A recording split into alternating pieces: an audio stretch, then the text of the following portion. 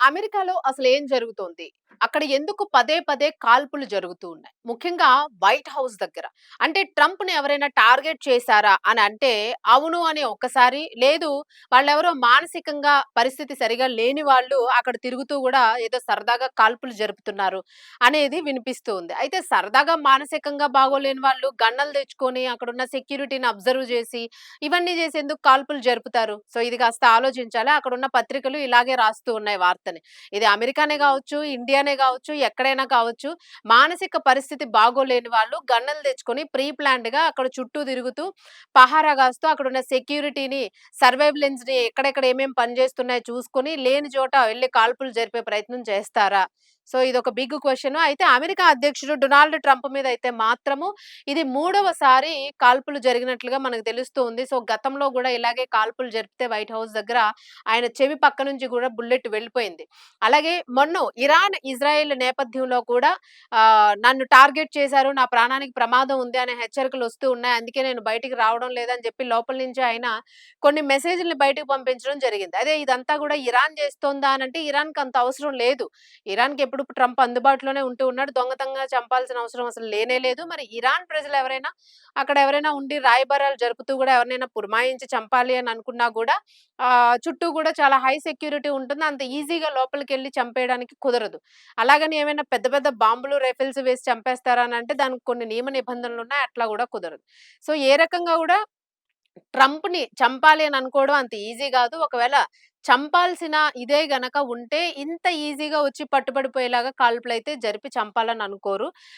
But ఈ వ్యక్తి మాత్రము మానసిక పరిస్థితి బాగలేదు అని చెప్తున్నారు. బట్ అది కాదు. కాకపోయి ఉండుండొచ్చు. అక్కడ పత్రికలలో రాస్తున్నప్పటికీ గూడా ఇదైతే మాత్రము ఆహ్, వీళ్ళు మొత్తం 3 సార్లు అంటే ఆహ్, గడిచిన 2 నెలల్లో ఇలాంటి కాల్పులో అయితే ఇది మూడోసారి.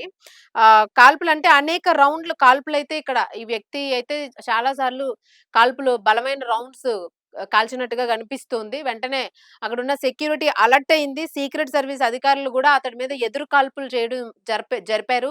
సో, ఆ ఎదురు కాల్పుల్లోనే తప్పించుకునే ప్రయత్నం చేయబోతూ గూడా అతడు గూడా పూర్తిగా గాయాల పాలైపోయినట్లు తెలుస్తూ ఉంది. అయితే ఇంతకు ముందర గూడా ఇలాగే 1, 2 సార్లు ఇతను కాల్పులు జరుపుతూ పట్టుబడ్డాడు. అంటే కాల్పులు జరపడానికి ప్రయత్నం చేస్తూ పట్టుబడ్డాడు. అలాంటప్పుడు అక్కడున్న పత్రికలు అతనికి మానసిక పరిస్థితి సరిగా లేదు. అతను అలాగే గన్ పట్టుకొని తిరుగుతా ఉంటాడు అని జెప్పేసి. గన్ పట్టుకొని తిరిగితే ట్రంప్ వైట్ హౌస్ దగ్గర ఎందుకు తిరుగుతూ ఉంటాడు? సో, ఇది మాత్రం అనుమానించాల్సిన విషయం. వీళ్ళు మరి అనుమానిస్తున్నారా లేదా అనేదైతే ఇక్కడ అంత క్లారిటీ రావడం లేదు. బట్ ఏదైనా కాల్పున ఘటన నేపథ్యంలో సీక్రెట్ సర్వీస్ అధికారులు, అలాగే ఎఫ్‌బీఐ స్థానిక పోలీసులు వైట్ హౌస్ దగ్గరైతే భారీగా మోహరించినట్లు ఇక్కడ కనిపిస్తుంది. అలాగే కాల్పులు జరిపిన సమయంలోని అమెరికా అధ్యక్షుడు డొనాల్డ్ ట్రంప్ లోపలే ఉన్నాడు. భవనం లోపల ఉన్నాడు. సో, టార్గెటెడ్ గాని కాల్పులనేవి జరిపే ప్రయత్నం చేశాడనైతే వీళ్ళు చెప్పుకుంటూ ఉన్నారు. మొత్తానికి ఏదైనా గూడా సాయంత్రం అంటే అక్కడ కాలమాన ప్రకారం సాయంత్రం 6 గంటల తర్వాత అతడు నసీర్ బెస్ట్ అయితే ఆ వ్యక్తికి 21 సంవత్సరాల వయసు ఉంటుందని అంటున్నారు. చాలా చిన్నవాడు నసీర్.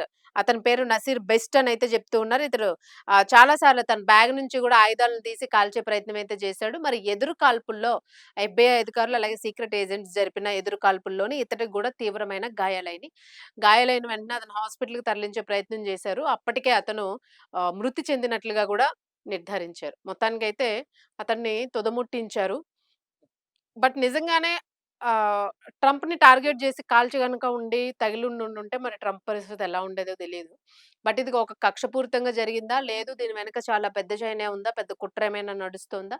సో, ఇవన్నీ గూడా ఛేదించాల్సిన అవసరం ఉంది. ఎందుకంటే ట్రంప్‌కి తన సొంత దేశంలోనే చాలా వ్యతిరేకతొస్తూ ఉంది. ఆయన జేస్తున్న పనులు గాని, యుద్ధం గాని, టారిఫ్‌లు గాని, విపరీతమైన ధరలు పెంచడం గాని, అలాగే అక్కడున్న సిటిజన్స్‌కి గూడా ఇంపార్టెన్స్ లేకుండా ఆయన సొంత నిర్ణయాలు తీసుకోవడం గాని, అలాగే ఇంకా ఎలక్షన్స్ టైమ్ గూడాను. సో, ఇవన్నీ గూడా ట్రంప్ మీద ట్రంప్‌ని లేపేయడానికే ప్రయత్నం జేస్తున్నారు అనే ఉదంతాలైతే అక్కడ బాగా వినిపిస్తూ ఉన్నాయి. మేబీ లోకల్స్‌లో గూడా అలాంటి చర్యలు చేసే ఆలోచన ఉండుండొచ్చు. వీడి వలన అసలు మొత్తం దేశానికే మొత్తం నష్టం జరుగుతూ ఉంది. ఒక దేశాన్ని గాదు మొత్తం ప్రపంచాన్నే కెలికొదిలేస్తూ ఉన్నాడన్న కోపంతో గూడా కొంతమంది ఇలా చేసే ప్రయత్నం చేస్తున్నారు అనేది మనకు వినిపిస్తుంది. మొత్తానికి ఏదైనా ఈరోజు ట్రంప్ అయితే బతికి బట్టగట్టాడు.